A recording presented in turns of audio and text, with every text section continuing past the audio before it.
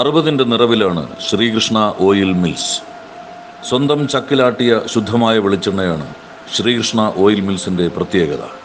പരിശുദ്ധിയുടെയും പരസ്പര വിശ്വാസത്തിൻ്റെയും അനേകമനേകം സ്നേഹവർഷങ്ങൾ ഇനിയും നമുക്ക് ഒരുമിച്ച് ആഘോഷിക്കാം.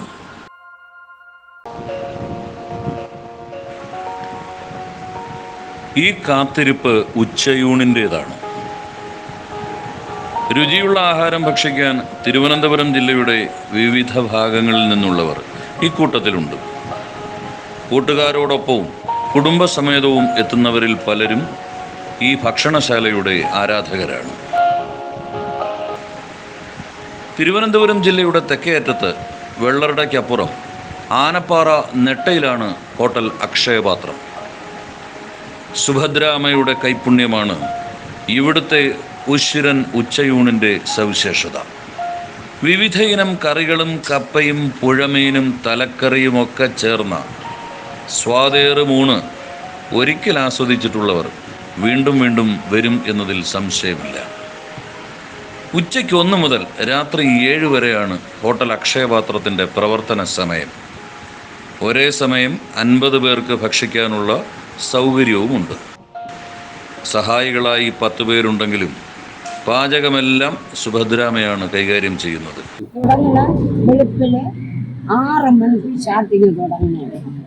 എന്നാലും മക്കളെ 1 മണിക്ക് കൊണ്ട് ഒപ്പിക്കാൻ പറ്റും. പിന്നെ എത്ര പണിക്കാരുണ്ട്, പാലും ഞാൻ തരും. അവിയലുണ്ട്, പച്ചടിയുണ്ട്, കിച്ചടിയുണ്ട്, മാങ്ങ അച്ചാറ്, ചമ്മന്തി, പുളിശ്ശേരി, തലക്കറി, ചിക്കൻ, ചോറ്, കപ്പ, പിന്നെ പുഴമീൻ, കട്ടളയുണ്ട്, റോഗുണ്ട്, മൃഗാളുണ്ട്, ആവേലിയുണ്ട്. തലക്കറിയും മുഴുവൻ മീനും എക്സ്ട്രാ പൈസ മക്കളെ. ബാക്കിയെല്ലാം ഊണിനാണ്. 150 രൂപ വാങ്ങിക്കും. അതൊരു പ്രത്യേകതയാണ്. ഇത്രയും സാധനങ്ങൾക്ക് 150 രൂപ മാത്രമേ ചാർജ് ചെയ്യുന്നുള്ളൂ. കോട്ടയത്ത് ജനിച്ച സുഭദ്രാമ ഇപ്പോൾ നെട്ടയിലാണ് താമസം. കുഞ്ഞുനാളിലെ ഡിസംബർ ഉണ്ട്. അവിടുത്തെ ചങ്ങനാശ്ശേരി അച്ഛൻ പെങ്ങക്കൊണ്ട് വളർത്താൻ കൊടുത്തു. അച്ഛൻ്റെ പെങ്ങൾക്ക് കൊടുത്ത് ഞാൻ വളർന്നപ്പോൾ എൻ്റെ ആൾക്കാർ വന്നിട്ട് അച്ഛനും അമ്മയും കണ്ടിട്ട് ഒരു നാളെ കൊണ്ട് കാണിച്ചിട്ട് കൊടുക്കാമെന്ന് പറഞ്ഞ് കൊണ്ടുവന്നു. പിന്നെ കൊടുത്തിട്ടില്ല.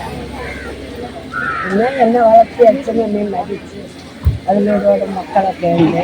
ഇനി എനിക്ക് അവരെ കാണാൻ പോകാൻ അറിഞ്ഞുകൂടാ. എനിക്ക് 68 വയസ്സായി. എൻ്റെ 17 വയസ്സിൽ പോകാൻ കഴിയും. ഇടാൻ അറിഞ്ഞൂടാ. എൻ്റെ കൂടെ എനിക്കൊരു മകനെ പട്ടാളത്തിലായിരുന്നു. പട്ടാള ഓഫീസറായി.